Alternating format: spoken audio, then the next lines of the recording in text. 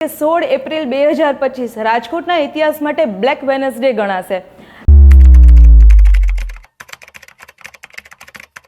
રાજકોટના ટ્રાફિક નિયમોનું ઉલ્લંઘન તો વારંવાર ઘડીને ઘડી દરેક મહોલ્લે દરેક રસ્તાઓ પર થાય છે, પણ રાજકોટ મહાનગરપાલિકા દ્વારા જે સિટી બસની સેવાઓ ચાલે છે, ડ્રંક ડ્રાઈવરો ગાડીઓ ચલાવે છે અને એટલા રફ ડ્રાઇવિંગ કરે છે કે જ્યારે સિગ્નલ બંધ હોય ત્યારે ઊભેલા નાગરિકોને હડફેટે લેતા 4 લોકો ઓન ધ સ્પોટ પોતાની લાઈફ લોસ કરે છે।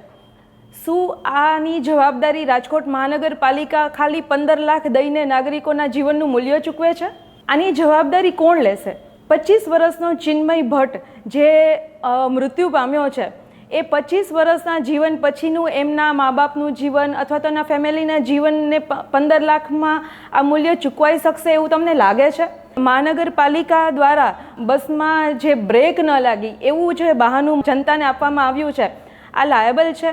શું બસની રેગ્યુલર સર્વિસ ન થવી જોઈએ? બસનું રેગ્યુલર ચેકિંગ ન થવું જોઈએ?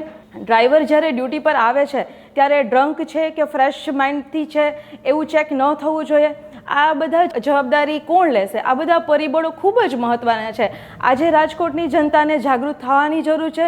રસ્તા ઉપર તમારા બાળકો કે તમારા ફેમિલી મેમ્બર સેફ છે કે નહીં એ જોવાનું કામ આપણું જ રહ્યું। આમાં સરકાર કાંઈ દરમિયાનગીરી કરશે તો આપણા માટે એ કેટલી સેફ છે એ જોવાનું કામ આપણે જ કરવું પડશે, આપણે જ જાગૃત થવું પડશે।